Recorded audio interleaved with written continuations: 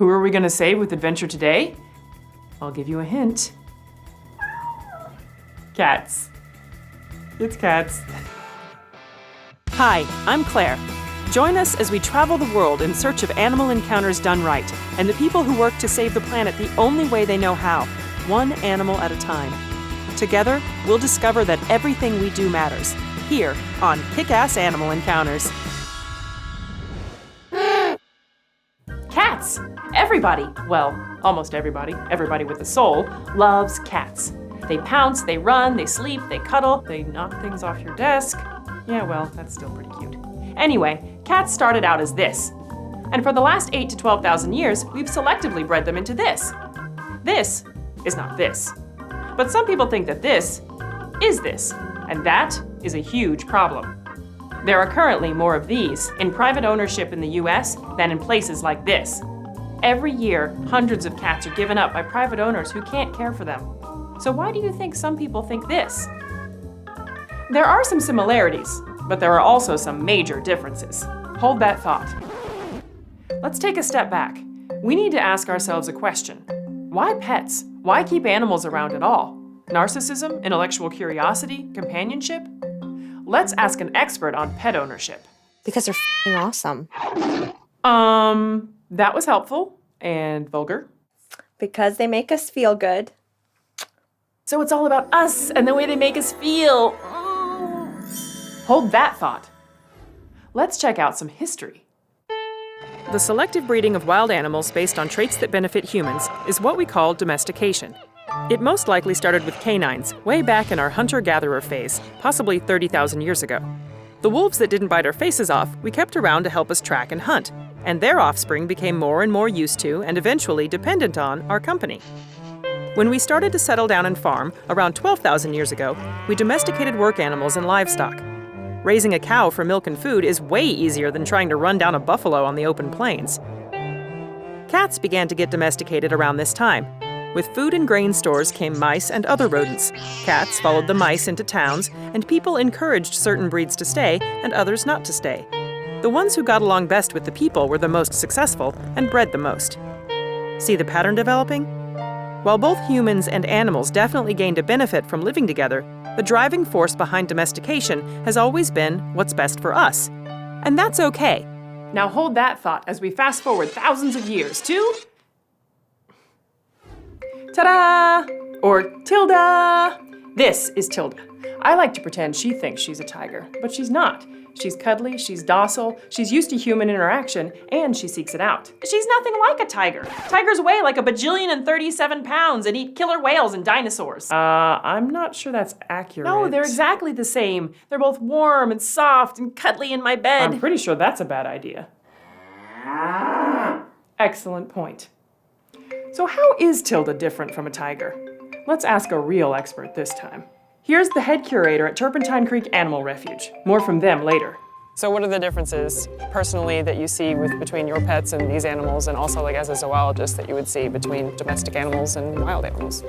Well, a cat is a cat. Yeah. So behavior-wise, just as a coyote and a dog, they have a lot of same behaviors. You can play with a feather with a domestic cat and see that stalking behavior come out, but it's just the years of domestication. I mean, still even a house cat might attack you as a kitten, and leave scratches. And that's the same thing a tiger's gonna do, except for the scratches aren't gonna need a Band-Aid. A little more serious. They sleep 20 hours out of the day. These guys being in captivity, they wait for us to come and feed them. They're not gonna get up. They know they don't have to hunt. Yeah. In the wild, they're a little bit more active, of course. They gotta provide for themselves. We humans are providing for them. Not that they're meant to be in these type of situations. So the laziness is the biggest similarity of a cat. People try to compare these exotics sometimes to aggressive breed of dogs. Well, it's how they're raised, and just like a pit bull. It's not, right. It's not how they're raised. This is a tiger, this is a lion. They'll chuff their friendly greeting, at you, and 2 seconds later, you become lunch, so. What do you think makes somebody want to have a tiger pet, or a lion pet, or a bear pet?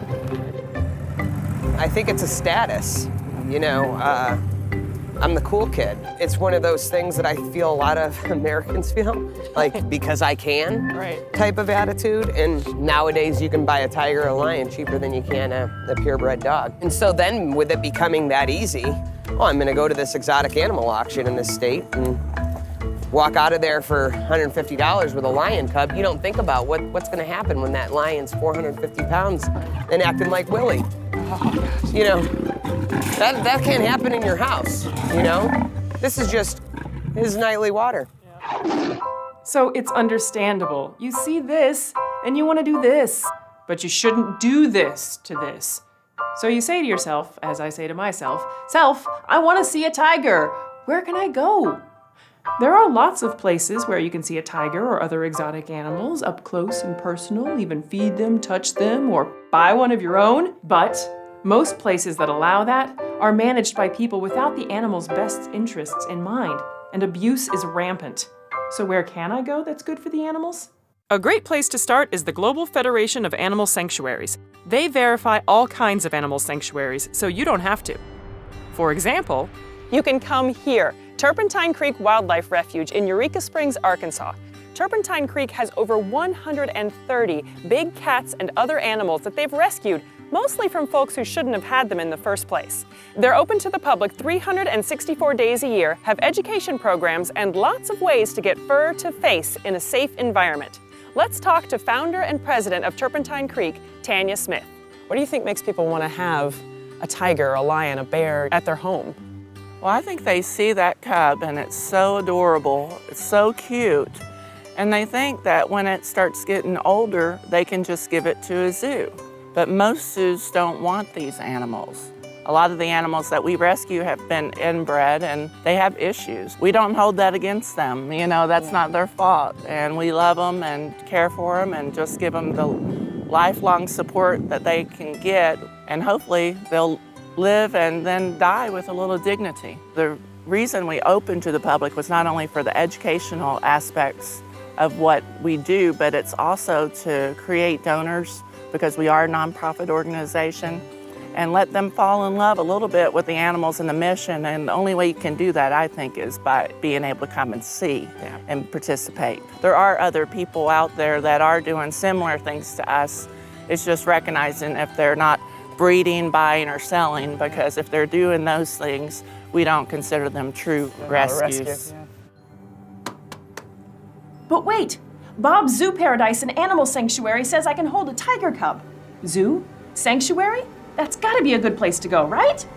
Unfortunately, there are no requirements to call yourself a zoo or sanctuary. Anyone can, and many do, even if they're just there to make money and not help the animals.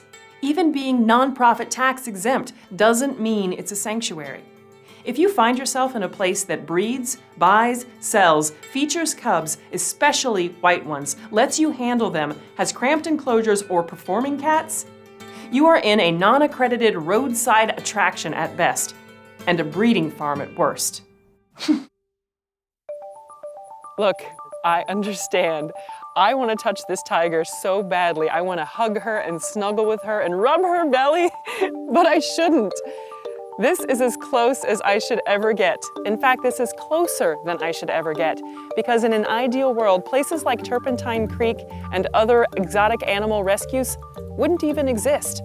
But they do, because someone somewhere thought their desire to get close to this animal was more important than this amazing animal's welfare. This is Bam Bam, a grizzly bear who was rescued with a black bear and 9 tigers from a man in Oklahoma who couldn't handle them. Turpentine Creek's animals are rescued from all kinds of situations, from folks who meant well but didn't realize that wild animals don't make good pets, to those who just plain mistreated them. How is it possible? How can animals like this be bred and sold to people who will eventually grow tired or incapable of keeping them? Isn't there a law or something? Let's take a look. Alaska. No person may possess, import, release, export, or assist in importing, releasing, or exporting live game animals as pets. Arizona. Persons possessing restricted wildlife must obtain a wildlife holding permit to lodge. Arkansas. It is unlawful. California. It is unlawful. Unlawful. Florida, Georgia, Hawaii, Idaho, Illinois, Indiana, Iowa, Kansas, Kentucky, Louisiana, Maine, Maryland, Michigan, Minnesota. It's a mess. Basically, 40% of states have some sort of ban on the private possession of exotic animals. 20% have a partial ban, 30% just require some sort of license, and 10% have no laws at all. Even the ones with outright bans are pretty easy to get around. So you can see why it's so hard to tell whether you're dealing with a legal, let alone ethical owner, and why there are more tigers in private possession in the US than in all of their natural habitats worldwide. So remember all those thoughts I told you to hold on to? I'll recap. We have pets because of how they make us feel. So maybe we keep exotic pets because they make us feel in control or closer to nature. We domesticated animals because of what they can do for us. It's all about me, me, me. But we've also learned that wild cats are not the same as pets. So if we want to help them, then we shouldn't keep them as pets. So what can I do? Start by not owning a tiger or a lion or serval or Chausie cat or any wild animal. When visiting sanctuaries, avoid those with red flags like breeding, buying, selling, or featuring cubs. Then do any one thing. You can donate to a true sanctuary like Turpentine Creek. You can write to your congressperson for better laws to help protect the animals. You should not buy a tiger. You should not buy a cougar. You should support the preservation of their natural habitat. You should do what's best for them, not for us. And if you really want to cuddle a cat, adopt a rescue from your local humane society. When it comes to our love for animals, we often want what's best for us, but what we really need to do is what's best for them. So remember, love big and act smart, and we'll see you next time on Kick-Ass Animal Encounters.